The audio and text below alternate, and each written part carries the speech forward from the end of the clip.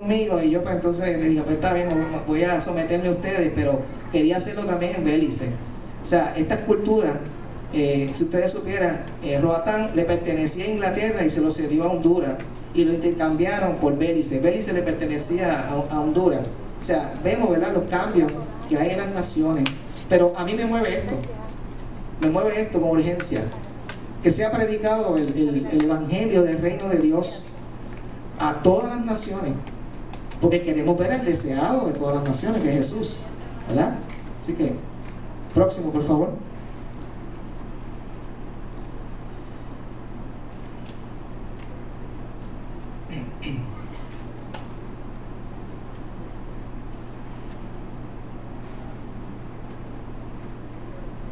Next. Ok.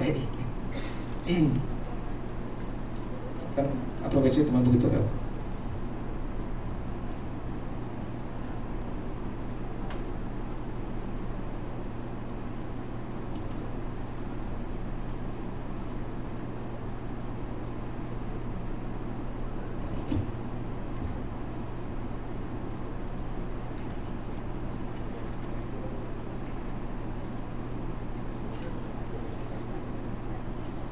Ok, si no se puede cambiar, no hay problema, tenemos el handout o el escrito.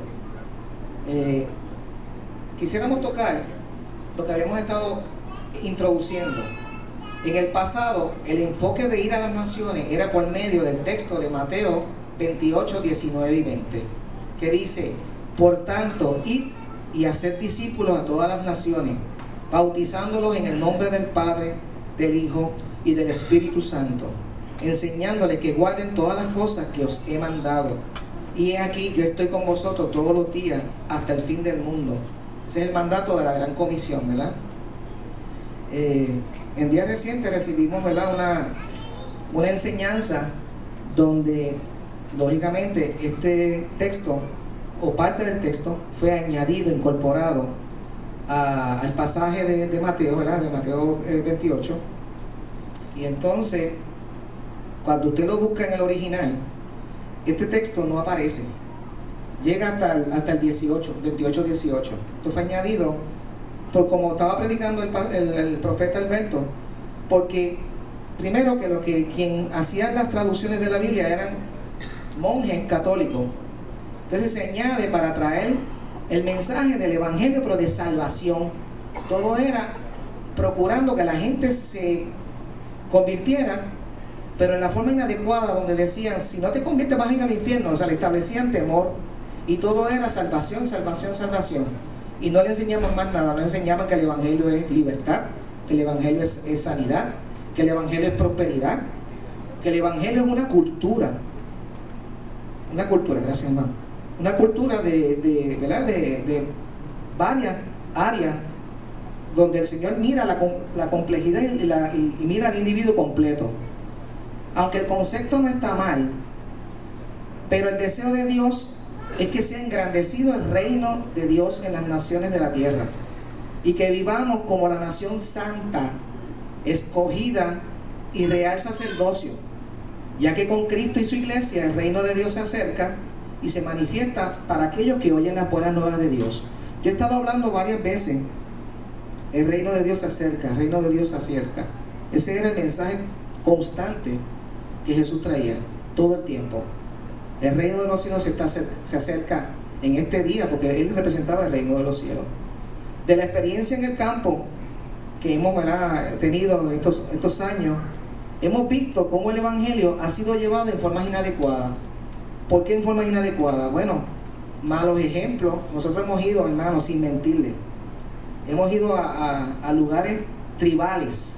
Por ejemplo, fuimos a una comunidad Panares en el Amazonas, y vimos un pastor indígena que copiaba exactamente, completo, el modelo de la persona que lo llevó. Me van a perdonar lo que voy a hacer, pero así era lo que hacía él. Se ponía a predicar, y en el momento, en medio del culto, empezaba a hacer así. Se metía la mano en la nariz. ¿Sabe por qué? Cuando nosotros le preguntamos, era porque la persona que le fue a enseñar hacía eso. Entonces copió exactamente lo mismo. Y así un sinnúmero de cosas que nosotros experimentamos allá. Parece chistoso, pero realmente, ¿verdad?, en la ignorancia de ellos y el deseo grande de aprender, ellos creían que eso era parte de ser cristiano. Hermano, no vayamos lejos, no tenemos que ir a hablar de los indios. Vamos a buscar la emisora del hermano Gille, que lo amamos un montón, y vemos la generación luego de Gille que hacen lo mismo, hacen así y se mueven igual que él y todo eso, y no hay ningún problema en eso, pero debemos ser genuinos, o sea, debemos ser realmente como Dios nos ve, como somos realmente, no tenemos que estar imitando. Y cuando hablamos de malos ejemplos, pues es eso, o sea, que en qué edifica que en el mismo medio del culto el pastor indígena esté haciendo eso, pues no edifica en nada, ¿verdad? Distrae a la gente o los que visitan o las diferentes maneras, ¿verdad?, que ellos tienen para poder llevar a cabo el culto. Además de eso, hablamos de que hay a veces, cuando vamos a las naciones, vemos los enfoques de concilio o de iglesia. Nosotros hemos ido a obras en las naciones donde íbamos y allí esa comunidad era bautista, pero de las ortodoxas rajatablas viejas que allí no se mueve nada ni se siente ni un mosquito. Sin embargo, vamos a otras y entonces el enfoque completamente pentecostal. Y no les tiramos a eso. Lo que pasa es que los que pasaron por ahí tenían, ¿verdad?, o defendían o asistían a ese tipo, ¿verdad?, de enseñanza. En vez de enseñarle que no mires las doctrinas de la iglesia que te viene a enseñar, sino enseñarle las verdades bíblicas, que son las que están en la palabra de Dios. Porque cuando nosotros nos vayamos, porque estamos por X tiempo, un mes, una semana, 6 meses, cuando nos vamos, lo que se va a quedar en la Biblia. Y esas son las verdades que ellos deben realmente desarrollar y fundamentarse en ello. Legalistas. En días recientes veníamos hablando el apóstol y los que fuimos recientemente al último viaje, y nos dimos cuenta de algo. Puerto Rico, porque Dios también le da a las naciones, Dios le da un llamado específico. No sé cuántos de ustedes vinieron al taller de los dones y del llamamiento, ¿verdad? Cada persona tiene un llamado y un don. De igual forma las naciones. Puerto Rico tiene un llamado evangelístico. Por eso que usted va a las naciones, sobre todo de Sudamérica y Norteamérica inclusive, porque si usted va ahora mismo hablando y va a estos lugares donde hay muchos latinos, usted va a ver que los puertorriqueños han establecido iglesias allá. ¿Qué pasa? Que los que se han ido para allá han establecido el modelo jajatabla legal, que si tú te pones una falda, que si haces esto, que si haces lo otro. Entonces añadieron legalismo. Entonces, dolorosamente, cuando nosotros vamos allá y vemos que muchos de los que se han acercado al Señor en un comienzo se han apartado por esa carga adicional. ¿Qué pasa? Que ahora, cuando tengamos que volver a esas naciones, ahora el trabajo es doble. El trabajo es doble porque es más fácil trabajar con una persona que no ha tenido exposición de la palabra, hablarle y modelarle, a trabajar con una persona que ya conoce de la palabra, que fue herida y maltratada y que va a tener sus oídos cerrados al mensaje, porque como ya fueron maltratados y golpeados, pues entonces ahora van a tener temor y no van a querer buscar realmente la enseñanza de la palabra, porque para ellos es dolor, es trauma. ¿Ven? Y entonces habíamos visto eso, el pastor, el apóstol, habíamos identificado eso, habíamos comenzado a orar y vimos cómo Dios nos estaba revelando como casa. Tenemos un llamado a establecer el reino de los cielos. Así que vamos a tener que trabajar para restablecer, para sanar, como decía Isaías 61:1, ¿verdad? Llevarle consuelo, sanidad, restauración, para volver entonces. No es que el trabajo completo haya estado mal, porque por lo menos se hizo algo, ¿verdad? Pero entonces llevarlo adecuadamente. Para eso, ¿verdad?, estamos haciendo estas escuelas de evangelismo, capacitándonos, escudriñando las palabras, confirmando, buscando confirmación, para que Dios a nosotros mismos primero nos ministre y nos sane, nos haga crecer, y para entonces nosotros llevar el evangelio adecuadamente. ¿Está bien? Por eso es que ponemos esa nota, y lógicamente de mucha confusión doctrinal, porque unos pues creen en una cosa, otros creen en salvo, siempre salvo, por gracia, etcétera, etcétera, etcétera. Es por esto que tenemos que llevar un enfoque correcto y renovado. Me llama mucho la atención, y el Señor me lo enfatizó en eso. Dios quiere traer vino nuevo, como la boda de Caná. ¿Qué sucedió en la boda de Caná? Que en la boda se dio el vino, ¿verdad? Se acabó el vino. Entonces pues le piden al Señor, ahí hace su primer milagro, ¿verdad? Cambia el agua en vino. Y cuando la gente comienza a probar ese vino, comienza a decir, pero ¿cómo tú has dejado el vino bueno para el final, cuando se supone que se dé al principio? Pues esto nos está enseñando a nosotros dos cosas.